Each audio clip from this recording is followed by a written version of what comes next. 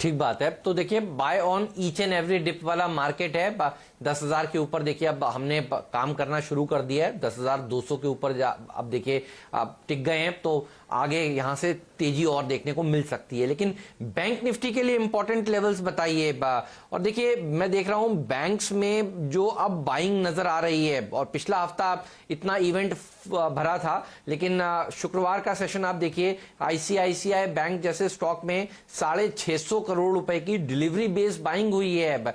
Telecom stock Bharti Airtel में देखिए 1200 करोड़ की डिलीवरी बेस्ड बाइंग हुई है। और रिलायंस इंडस्ट्रीज जिसका जिक्र आपने किया, 2700 करोड़ की डिलीवरी बेस्ड बाइंग अब हो रही है। तो जो लोग अब तक नहीं खरीद रहे थे देखिए वो अब खरीद रहे हैं। डेट फ्री की खबर अनाउंसमेंट आने के बाद देखिए अब 2700 करोड़ की डिलीवरी बेस्ड बाइंग शुक्रवार को देखने को मिली है आरआईएल में। तो आरआईएल अगर ऊपर होगा तो फिर देखिए बाजार जो है वो फिर उसको सपोर्ट मिलता है, और शॉर्ट्स जो है वो अपने शॉर्ट्स को कवर करने आते हैं। ये देखिए ये है पिछले हफ्ते शुक्रवार का चार्ट, और बीते हफ्ते का भी एक बार डायरेक्टर साहब चार्ट दिखाइएगा। ये देखिए ये डिलीवरी के आंकड़े, 2700 करोड़ रुपए की डिलीवरी बेस्ड बाइंग। तो बाजार कहां से घटेगा आपका? तो जो लोग अभी भी साइडलाइन में बैठे हैं वो अब आएंगे। वीरू ये बताइए बैंक निफ्टी इतने सारे इवेंट्स में भी देखिए बढ़िया प्रदर्शन दिखा रहा है, इंपॉर्टेंट लेवल्स इसके लिए कौन से हैं? देखिए हेमंत, एक तो अच्छी बात यह है कि बैंक निफ्टी आपको एक अच्छा रिवॉर्ड दे रहा है। देखिए जो मैंने निफ्टी की चर्चा की थी ना हेमंत, में एक चीज बताना भूल गया आपको। निफ्टी करीब करीब 26 फरवरी के बाद पहली बार अटेम्प्ट लेगा अब 200 डेमा के जोन के आसपास जाने के बाद। वहां पे एवरेजेस, बड़े एवरेजेस अब फ्लैट हो गए हैं, बड़ी अच्छी चीज है। अच्छा, बैंक निफ्टी की जब आपने बात की हेमंत कि रिलायंस जो था ना, रिलायंस, इसने निफ्टी और निफ्टी बैंक में एक डिफरेंशियल क्रिएट कर दिया है। जो बात मैं शुरू में कह रहा था मैं उस पर फोकस करना चाहूंगा। रिलायंस ने एक डिफरेंशियल क्रिएट कर दिया है। जहां निफ्टी पे खड़ा है, जहां निफ्टी खड़ा है, अगर निफ्टी बैंक वहीं खड़ा होता तो निफ्टी बैंक का आज लेवल होता 24,040, याद रखिए। और अभी हम खड़े हैं 21,338 पे। तो इस वीक के लिए याद रखिए ये डिफरेंशियल जो बैंक निफ्टी खत्म करने की कोशिश कर सकता है, जिस आईसीआईसीआई बैंक का डिलीवरी बेस्ड स्ट्रॉन्ग बाइंग का आपने जिक्र किया, अगर वो कुछ और स्टॉक्स में इमर्ज होती है तो याद रखिए इस डिफरेंशियल को प्ले करना बहुत बहुत फायदेमंद होगा।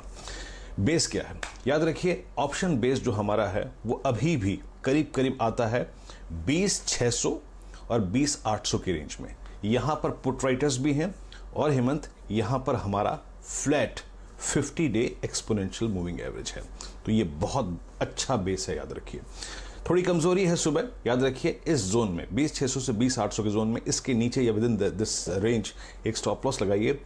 हेमंत ऊपर क्या खास है? याद रखिए आपका जो 22,000 का जोन है वो सबसे इंपॉर्टेंट सप्लाई क्लस्टर है। लेकिन मैंने जैसा कि कहा ये डिफरेंशियल क्रिएट हो गया है तो ये पार हो सकता है। और एक और चीज टेक्निकल्स में कहा जाता है कि जो थर्ड अटेम्प्ट होता है वो बहुत क्रूशल होता है और क्रिटिकल होता है। इस बार बैंक निफ्टी जा रहा है थर्ड अटेम्प्ट 22,000 को क्रॉस करने का। तो let's hope for the best, stay long, इस रेंज में स्टॉप लॉस रखिए, बाय डिप्स, और 21,800 22,000 यहां प्रॉफिट बुक कर सकते हैं। लेकिन ये पार हुआ तो ये बैंक निफ्टी का बहुत बेहतरीन ब्रेकआउट होगा हेमंत। जी हाँ, ये लेवल इंपॉर्टेंट रहेगा। तो देखते हैं ये कितनी और मोमेंटम देखने को मिलती है और कितना आउट परफॉर्मेंस निफ्टी बैंक कर पाता है निफ्टी को। वैसे मोड जो है वो अच्छी खासी तेजी का और कॉन्फिडेंस वाला जरूर बन चुका है एक्सपायरी के लिए। चलिए हमारे जानकारों को जोड़ लेते हैं और उनसे पूछेंगे फिर आज के लिए किन ट्रेड्स के जरिए वो मौका ढूंढ रहे हैं मार्केट में उतरने का। बाय ऑन डिप्स का एक अग्रेसिव मौका जरूर बार बार बाजार दे रहा है। राजेश सातपुते हमारे साथ है, मयूरेश जोशी और साथ ही साथ आशीष चतुर्मोता। लक्ष्मण को भी हम जोड़ेंगे, वो बड़ी खबर जो रियल एस्टेट सेक्टर की ओर से आ रही है, और साथ ही साथ चाइना को लेकर कैसे अब भारत इकोनॉमिकली हाथों हाथ कंपटीशन देने वाला है, उस पर भी हम बात करेंगे। लेकिन पहले आज के ट्रेड्स समझ लेते हैं। Rajesh Satpute, good morning. बताइए कौन से दो स्टॉक्स आपने चुने हैं आज के लिए? Good morning Harshita, good morning Hemant, good morning everyone. देखिए मूड माहौल तो अच्छा है, बाय ऑन डिप की स्ट्रेटेजी होगी। और देखिए मेरा जो पहला ट्रेड रहेगा वो रहेगा डीएलएफ पे। और देखिए डीएलएफ में हमने ह्यूज लॉन्ग बिल्टअप देखा लास्ट वीक मिस फ्राइडे पे। और जिस तरह से प्राइस पैटर्न है, एक सिमेट्रिकल ट्रायंगल प्राइस फॉर्मेशन होता है जिसका ब्रेकआउट उसने कंफर्म किया। As far as technical is concerned, इसका नेकलाइन जो सपोर्ट है करीबन 150 के आसपास था जो उसने टेस्ट किया, और वहीं से हमने जबरदस्त रैली देखी। मुझे लगता है कि यहाँ पे फॉलो थ्रू बाइंग होगी, सामने एक्सपायरी है तो ऑब्वियसली यहाँ पे अच्छी रैली मिलनी चाहिए। सो डीएलएफ मेरा पहला पिक रहेगा, जिसमें स्टॉप लॉस रखूंगा 155 पे और टारगेट है 174 का। सेकंड बाय कॉल रहेगा आईसीआईसीआई बैंक। देखिए आईसीआईसीआई बैंक में हमने लोअर लेवल से जबरदस्त शॉर्ट कवरिंग रैली देखी। ओपन इंटरेस्ट घटा करीबन 4%, open interest was down and price was up by 3.1%। Technically it's a price and volume breakout.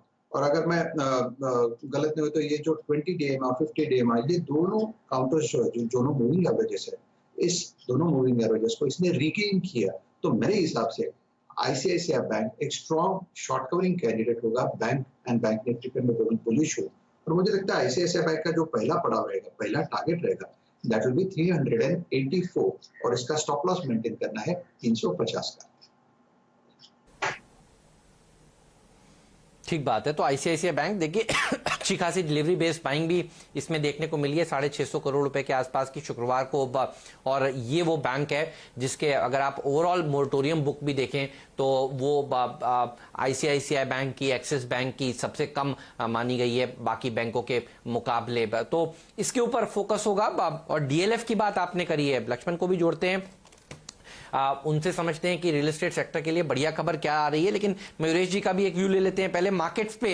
Mayuresh जी बताइए कैसा मूड है, हफ्ता कैसा रहेगा? बुल्स तो फॉर्म में है और चाइना वाली खबर को आप किस तरह से देख रहे हैं ये भी बताइए, क्योंकि हम देख रहे हैं जब से बॉर्डर पर टेंशन हुई हैं तब से वित्त मंत्रालय हरकत में आ गया है। और अब बड़े बड़े ब्रोकरेज हाउसेस की रिपोर्ट्स भी यही कह रही हैं कि चाइना से के इंपोर्ट के ऊपर रोक लगाई जाएगी कई प्रोडक्ट्स के ऊपर और बहुत सारे सेक्टर्स को फिर फायदा हो सकता है। इस पर भी मुझे एक आपका टेक चाहिए मार्केट पर, और इस चाइना वाली खबर को आप कैसे रीड कर रहे हैं? मॉर्निंग। गुड मॉर्निंग हेमंत जी, गुड मॉर्निंग हर्षिता जी, गुड मॉर्निंग राजेश जी। तो मेरे ख्याल से आई थिंक जो डी एस्केलेशन स्ट्रैटेजीज होंगी तो पॉलिटिकल और डिप्लोमेटिक बेसिस पे चलती रहेंगी, पर जो आई थिंक रणनीति अपनाई जा रही है और अपनाई जाएगी, जहाँ पे आई थिंक क्रिटिकल कंपोनेंट्स नहीं हैं या जहाँ पे आई थिंक क्रिटिकल कंपोनेंट्स का usage specifically sectors like defence में चाइनीज गवर्नमेंट से आ रहा है या चाइनीज साइड से आ रहा है, वो कम किया जाएगा।